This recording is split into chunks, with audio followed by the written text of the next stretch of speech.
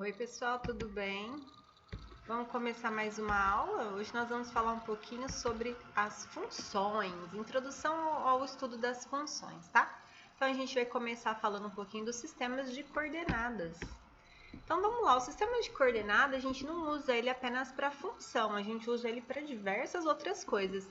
Por exemplo, antigamente os nossos pais enviavam cartas. E quando ia colocar carta, eles tinham que colocar a localização da pessoa, tanto daquela que estava mandando quanto daquela que ia receber. O remetente e o destinatário, né? Então, essa localização aí era um jeito de a gente ter, tipo assim, um ponto que identificasse aonde estava o local de quem estava mandando e quem estava recebendo. Hoje em dia, claro que a gente faz isso, esse nosso envio de carta através de e-mail, né? Mas assim, da mesma forma, tem como a gente identificar que jeito? Através do nosso endereço de e-mail. Por exemplo, também, um ponto na superfície terrestre, ele também é indicado por algumas coordenadas, por exemplo, a latitude e a longitude, ou então no espaço aéreo. Por exemplo, quando um avião está voando, então ele tem a latitude, ele tem a longitude, e além dessas duas coordenadas, ele ainda tem a coordenada de altitude. Então, todas essas coordenadas, na matemática, elas podem ser colocadas dentro de um sistema, representadas na forma de um sistema, que a gente fala que é o sistema cartesiano ortogonal de coordenadas. Então, esse sistema cartesiano, que a gente, na verdade, resume ele como eixo x e eixo y, foi inventado há muito tempo atrás por René Descartes.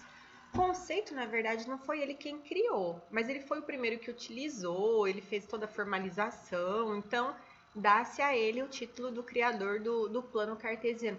Até por isso que chama cartesiano, por causa do nome dele, ó, Descartes, tá vendo? Então, esse plano cartesiano, o que a gente possui nele? A gente possui um eixo chamado de eixo x, OX, um eixo que está na horizontal, um eixo na vertical, que é o meu eixo OY. Eles também podem ter outro nome, ao invés de OX ou eixo X e eixo Y, eles podem ser chamados de eixo das abscissas e das ordenadas, respectivamente, tá? Então, esses dois eixos, eles se cruzam num ponto zero, como vocês podem observar aqui. Então, esse ponto é a intersecção dos dois eixos, tá? E eles se cruzam perpendicularmente. O que isso significa? Que eles se cruzam formando o ângulo de 90 graus. Então, o eixo vertical e o eixo horizontal, observem lá. Qualquer ponto a gente consegue representar, então, nesse plano cartesiano, tá? Então, ele fica aqui, divide o plano todo em 4 regiões. E se eu pegar, por exemplo, o meu ponto 3 e menos 4, eu sei que esse ponto, que é um ponto que a gente fala do plano, que ele é um ponto que os valores dele, a ordem dos valores dele tem significado, são importantes. Então, o 3 representa o x e o menos 4 representa o y. Então, x a gente fala que é a abscissa, 3, e y a gente fala que é a ordenada, que é o menos 4. Então, 3 e menos 4. Então, no eixo x, o número 3 está aqui. No eixo y, o menos 4 está aqui. A gente faz o encontro deles traçando as retas. Traço as retas, eles se encontraram. Então, aqui eu tenho o meu ponto 3 e menos 4. Como eu falei para vocês, a ordem x primeiro e y depois é muito importante. Se é importante, a gente chama esse par de par ordenado. Por que ordenado? Porque realmente essa ordem é importante. Quando a gente faz os dois eixos cartesianos, eixo x e eixo y, o que acontece é que eu tenho uma divisão da região, de toda a área, em 4 partes. Essas 4 partes são chamadas de quadrantes. Então, eu tenho aqui, ó, sempre no sentido anti-horário, o primeiro quadrante, o segundo, o terceiro e o quarto quadrante, tá? No primeiro quadrante, tanto o valor do x quanto de y são positivos. Então, sempre nessa região, x e o y positivo. No segundo quadrante, eu tenho x negativo e y positivo. No terceiro quadrante, eu tenho x negativo e y negativo também. E já no quarto, eu tenho x positivo e o y negativo. Tudo bem? Uma outra coisa que vocês têm que observar é quando a gente tem dois pares ordenados que são iguais.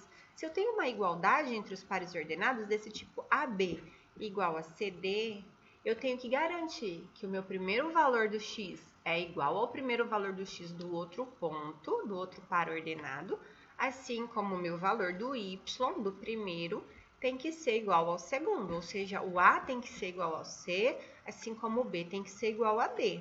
Olha um exemplo. Se eu tenho o meu par A8 igual a 7 e y, e eu falo que eles são iguais, eu garanto isso, então o meu primeiro valor tem que ser igual ao primeiro valor, ou seja, o meu A tem que ser igual a 7. O segundo valor, que é referente a y, também tem que ser o segundo valor, ou seja, o meu 8 e o meu y são iguais. Então, agora vamos para os conceitos de funções. Deixa eu baixar aqui minha imagem para ficar fácil para vocês. Pronto. Quando a gente trabalha com funções, na verdade, a gente está trabalhando com grandezas, né? O que é uma grandeza? Por exemplo, comprimento, volume, área, velocidade, tudo isso são grandezas, tá bom? E aí, na função, a gente vai observar o quê? A variação dessas grandezas em função de uma outra grandeza. Então, a gente vai fazer comparações entre elas.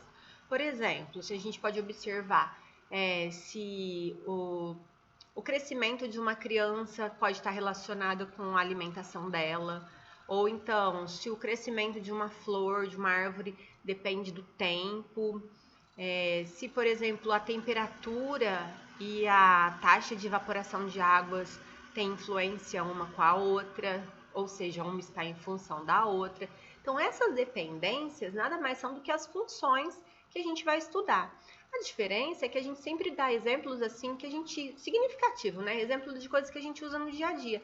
E a matemática, ela tenta fazer o quê? Ela tenta modelar esses exemplos. Então, ela pega esses exemplos, escreve na forma de equação e tenta fazer estudo numérico através desses exemplos. Então, vamos passar para a próxima. Então, trouxe um exemplo para vocês aqui. É o exemplo de uma viagem de carro. Vamos supor que nessa viagem a gente vai bem devagarinho, tá bom? Então, eu que sou motorista, porque tá indo devagar. Então, tá indo sempre com uma velocidade constante de 60 km por hora. Observa aqui, minha tabela. A minha tabela, na verdade, é o resumo de tudo que está escrito aqui. O que eu posso falar? Eu posso falar que a distância, ela é a velocidade multiplicada pelo tempo. Ou seja, a distância depende da velocidade do tempo. Então, depois de uma hora, se eu estou andando a 60 km por hora, quantos quilômetros eu andei? 60, estou indo devagarinho, né? E depois de 2 horas, eu continuo com a mesma velocidade. Então, eu andei 2 horas, o tempo dobrou, o que acontece com a distância? Dobra também, então eu andei 120. E depois de 5 horas, depois de 5 horas, tá vendo que eu multipliquei por 5 a minha grandeza tempo? Mesma coisa eu faço com a minha grandeza distância, 60 vezes 5, 300 quilômetros. E depois de 10 horas, estou lá dirigindo, a vida inteira dirigindo a 60 km por hora, bem devagarinho. E o que aconteceu depois de 10 horas? Tá vendo que eu multipliquei o tempo por 10? O que acontece com a distância, meninos? Então, eu multiplico por 10. Então, era 60 e agora eu vou para 600 km. Tá vendo que uma depende da outra? Ou seja, a distância que eu estou percorrendo, ela está sendo em função das horas que eu estou dirigindo. Uma coisa depende da outra. Então, a gente fala o quê? Que uma variável y, ela é dada em função da variável x, quando o valor de x corresponde a um único valor do y. Então, essa condição de falar que corresponde a um único valor de y, isso dá para nós a ideia de função. É uma lei, a gente chama de lei de associação, que na verdade é uma função, tá?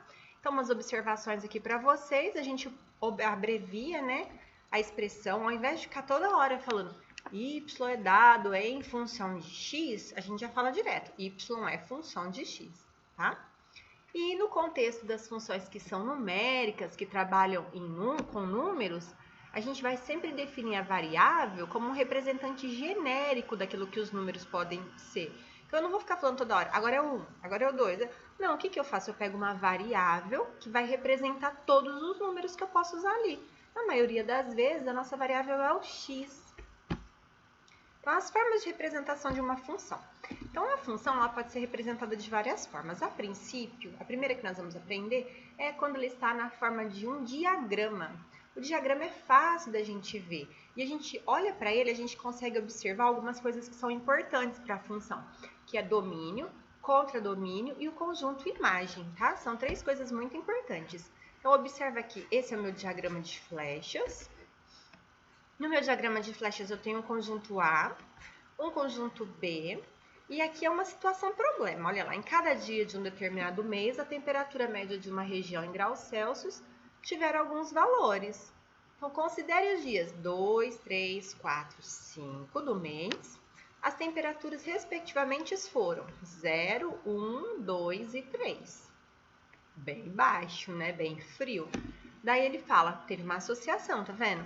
Entre um valor do conjunto A com um valor do conjunto B. Quando a gente está trabalhando então com funções, esse meu conjunto A, a gente fala que é o domínio. E esse meu conjunto B, todinho, é o contradomínio. Então, olha lá, a cada dia do conjunto A, dia 2, o dia 3, o dia 4, o dia 5, eu tenho um correspondente no B, um único correspondente no B, que é uma temperatura correspondente. Então, essa correspondência, a gente fala que o quê? Que é uma função. Então, a gente vai escrever isso desse jeito, ó, f de A em B, ou seja, função que vai do meu domínio A até o meu contradomínio B. Então, quem são os elementos que fazem parte do meu domínio? Então, o meu domínio é o conjunto que manda as flechas. Então, é o 2, o 3, o 4 e o 5. E o meu contradomínio? O meu contradomínio são todos os elementos que podem receber flecha. Todos receberam? Não, nem todos, ó. Aqui quem recebeu foi só o 0, 1, 2, 3, mas eu tinha o 0, 1, o 2, o 3 e o 4. Então, o contradomínio é todo mundo, é o conjunto B inteiro. E o meu conjunto imagem? Meu conjunto imagem são aqueles elementos que realmente receberam a flecha.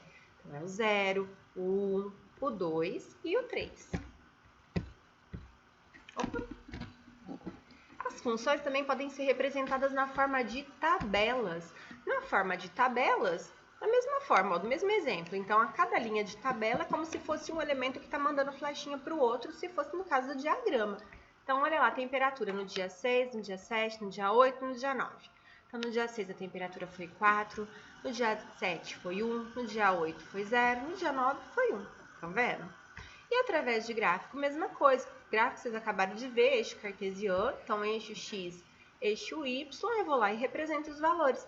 Então, por exemplo, o meu ponto 1 e 2, no gráfico, o ponto 1 é o X, representante do X, o 2, representante do Y, o encontro entre eles é aqui que está o meu ponto no gráfico, tá? Além disso, a gente pode representar as funções por meio de equações, que é o jeito que a gente mais usa, né? Na matemática, a gente usa as funções por meio de equações de igualdade. Então, nesse caso aqui, ó, se a gente observar a relação que tinha entre o dia e a temperatura, a gente podia ir lá e modelar esse problema e escrever um modelo matemático que representasse esse problema, ou seja, escrever uma equação que representasse esse problema. Então, a nossa equação foi y, que é igual a 8 menos x, tudo isso elevado ao quadrado. Então, por exemplo, quando o meu x foi 6, ou seja, lá no dia 6, a hora que eu substituo aqui por 6 vai ficar 8 menos 6, que a gente sabe que é 2, e 2 elevado ao quadrado, 2 vezes 2, 4. Então, foi a temperatura de 4 graus. Para o dia 7, onde o meu x valia 7, vamos substituir por 7. Ó. Então, no lugar do x, eu coloco 7. Então, 8 menos 7. 8 menos 7 a gente sabe que é 1. 1 elevado ao quadrado, que é o próprio 1. Agora, no dia 8, quando o x foi igual a 8, substitui o x por 8. 8 menos 8 dá 0. E 0 elevado ao quadrado é o próprio 0. E no dia 9, o último dia, substitui o x por 9. Cuidado com o número negativo, hein? Então, 8 com menos 9 agora é menos 1. Mas menos 1 elevado ao quadrado, qualquer número negativo elevado ao quadrado resulta num positivo. Então, menos 1 elevado ao quadrado vai ficar menos 1 vezes menos 1, que é mais 1. Então, a temperatura do dia 9 era igual a 1. Então, essa equação, a gente fala que ela vem representar a nossa função. Então, generalizando, o que a gente pode falar? Sendo A e B, então, conjuntos que não são vazios, a gente fala que uma função que vai de A até B, na verdade, é uma correspondência que associa um elemento de A a um único elemento de B. Todos os elementos do meu conjunto A são chamados de domínio e todos os elementos do meu conjunto B são chamados de contradomínio, tá bom? A gente vai indicar, então, essa função por meio dessa expressão aqui, ó, f, que vai de A até B, ou seja, função de A em B. Então, esse A, a gente já tem que entender que é o meu domínio da função, e esse B é o conjunto chamado de contradomínio, tá bom? E a função, meninos, o meu contradomínio, ele contém o meu conjunto imagem, que são aqueles elementos que realmente receberam a flechinha, que participaram da minha função. Então, vamos agora à imagem de x pela função. Então, vamos lá, vamos aprender as imagens, quem é? Bom, a imagem pelo diagrama de flechas. Então, se eu tenho uma função A, ó, função que vai de A em B, o que eu sei falar? Que o meu A é o meu domínio, então os elementos do meu domínio são x1, x2, x3, x4, podia ser qualquer valor numérico. O meu B é o meu contradomínio, y1, y2, y3, y4. E a minha imagem são apenas os elementos que receberam a flechinha. Então, quem são? Nesse caso, o y1, o y2 e o y4. Então, a gente fala ó, que o y1 ele é igual a f de x1, ou seja, ele é a imagem de x1 por essa função. O meu y2, ele é a imagem de quem? Ele é a imagem do x2 e ele também é a imagem do x3 por essa mesma função. E o meu y4? O meu y4 é a imagem do x4 por essa função. Agora a gente vai ver a imagem de um elemento, mas pela lei, pela equação. Quando a gente faz pela equação, aí a gente trabalha, faz cálculos mesmos, tá? Então, por exemplo, eu tenho lá, considerando a minha função R em R, o que isso quer dizer mesmo? Vamos lembrar?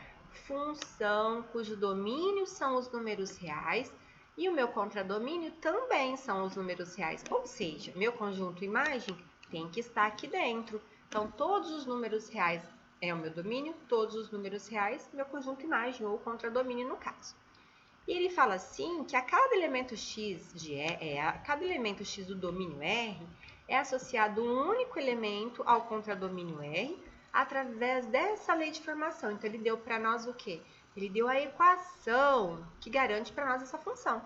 Ela é f de x, que é igual a 5x menos 2.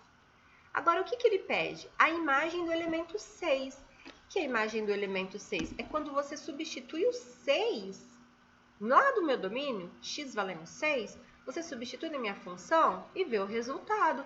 Então, eu vou lá e substituo. Então, meu x do domínio 6, ou seja, meu f de 6, eu substituo todos os x por 6. Ó, aqui era x, eu coloquei 6. Então, não é 5 vezes x menos 2? Então, vai ficar o quê? 5 vezes 6 menos 2. Cuidado com a ordem das operações, hein? Primeiro a gente faz a multiplicação. Então, 5 vezes 6, 30. 30 menos 2, 28. Então, o par 6 e 28 é o 28. Eu posso falar que ele é a imagem do 6 por essa função. Outro exemplo, olha aqui. Agora, eu quero a imagem do elemento 3/5. Então, 3/5 é um número real, faz parte do meu domínio, então eu posso substituir na minha função. Então, eu vou trocar todos os x por 3/5. Ó, f de x, onde tem x, eu coloco 3/5. Vai ficar f de 3/5, que é igual a 5 vezes 3/5 menos 2. Cuidado com a ordem das operações. 5 vezes 3/5, multiplico aqui. 5 vezes 3, 15. Só que 15 sobre 5 não é a mesma coisa que 15 dividido por 5? E quanto é 15 dividido por 5, pessoal? 3. Então, é só fazer 3 menos 2, que vai dar quanto? 1. Ou seja, a imagem de 3/5 é o 1. Algumas vezes vocês vão ver escrito assim, ó, f de x é igual a 5x menos 2. E outras vezes vocês vão ver y é igual a 5x menos 2. Tem uma equivalência entre esses símbolos, tá? O y e o f de x é a mesma coisa. Então, tanto faz, se vier escrito y é igual a 5x menos 2 ou f de x é igual a 5x menos 2, vocês sabem que é a mesma função. Então, agora eu vou falar para vocês a imagem observando o gráfico.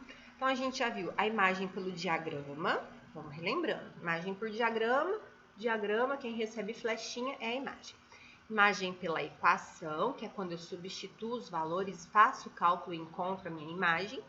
E às vezes eu posso te dar um gráfico, vocês vão olhar o gráfico e vão falar, aonde está a minha imagem? Então, o domínio e a imagem por um gráfico, tem como a gente olhar e perceber. O domínio sempre vai estar relacionado com o eixo do x. E a minha imagem sempre vai estar relacionada com o eixo do y. Então, nesse gráfico aqui, eu posso falar que o meu domínio, por exemplo, aqui vai do 1 até o 3, tá vendo? Se eu pego esse domínio de 1 a 3, qual é a imagem que está relacionada com esse domínio? É só eu observar também pelo gráfico. Olha aqui, ó. O 1, ele bateu no gráfico e foi lá na imagem 1. Então, a minha imagem começa aqui. E o 3, que é o final, é o meu último elemento do domínio, bateu no meu gráfico da função e foi lá na imagem, qual valor? No 4. Então, enquanto eu tenho um domínio que vai de 1 a 3, a minha imagem está indo de 1 a 4. Então, o que vocês precisam lembrar? Domínio é o eixo do x e imagem é o eixo do y. Agora, e o estudo do sinal de uma função? Como assim, professor, estudo do sinal? A função ela pode ser positiva, ela pode ser negativa, ela pode ser igual a zero. E observando o gráfico, a gente consegue ver quando que isso acontece. Por exemplo, olha para esse gráfico aqui. É uma função cujo domínios são reais e a imagem também reais. E quando que ela é positiva, quando que ela é negativa, quando que ela é zero? Muito fácil. Ela é zero quando ela toca o eixo do x. Então, aqui ela tocou no menos 2 e aqui ela tocou no 3. Então, nesses dois valores, eu falo que a minha função f de x é nula, é igual a zero. Observem que aqui, nessa região do gráfico, está acima do eixo y, onde é positivo, assim como essa região, tá vendo? Agora, e essa região aqui do gráfico? Ih, está abaixo do eixo y. Então, peraí, se está acima, essa região e essa, quer dizer que são positivos. Se está abaixo, quer dizer que é uma região negativa. Então, a minha função é positiva para os valores que são menores do que menos 2, porque estão à esquerda, e maiores do que 3. Aqui, ó, menor do que menos 2 ou maior do que 3. Minha função é positiva. Quando que ela é zero mesmo? Quando toca, né? Então, menos 2 e no 3. Então, menos 2 e 3, os valores são nulos, minha função é zero. E aonde que ela está sendo negativa? Não é essa região aqui? Então, vai de quanto a quanto? Ela vai do menos 2 até no 3. Entre o menos 2 e o 3. Maior do que menos 2 e menor do que 3.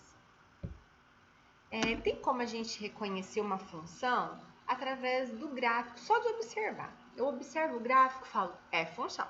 Ou então eu falo, nada a ver, não é função. Que jeito? Um exemplo bem prático para vocês. Quando a gente fala em função, lembra que eu falei no começo que é uma associação de um elemento de x a um único elemento de y? Essa palavra único é muito importante, porque se não for um único elemento de y, não é função. Então, olha aqui, olha esses dois gráficos. Qualquer elemento aqui de x que eu pego, eu vou com ele, bato no gráfico e encontro um único elemento de y. Aqui também. Bato no gráfico e encontro um único elemento de y. A mesma coisa com esse. Vou até o gráfico e encontro um único elemento. É função. Observa esse, queridos. É função. Olha só. Peguei esse valor aqui. Bati aqui no gráfico e encontrei esse valor de y. Mas espera aí. Eu consigo pegar o gráfico aqui ou aqui. E aí? Então, eu tenho dois elementos de imagem. É função? Não é função. Então, uma dica. Se alguém der um gráfico para vocês, cai numa prova, qualquer coisa, até no vestibular, e perguntar para vocês se representa ou não uma função, o que vocês vão fazer? Vocês vão traçar retas que sejam verticais. Várias retas verticais, tá? E aí, o que vocês vão fazer com essas retas que são verticais? Todas as retas verticais, vocês vão observar se cruza o meu gráfico uma vez ou mais de uma vez. Por exemplo, aqui, qualquer reta que eu traçasse ia cruzar o gráfico apenas uma vez. Nesse primeiro exemplo, se eu fosse traçando reta, observa, ia cruzar uma única reta, cruzava, por exemplo, aqui e aqui 2 vezes. É função? Não é função, porque eu tenho que associar um elemento de x a um único elemento de y, tá? Tem algumas referências aqui para a aula de hoje, tem alguns links de outros vídeos para vocês assistirem para complementar essa aula, tá bom? Algumas coisas para vocês aprenderem extra e as atividades. Estou no chat à disposição de vocês, podem entrar em contato comigo a hora que vocês precisarem e no horário de atendimento, tá bom, pessoal? Um beijo, saudade de vocês!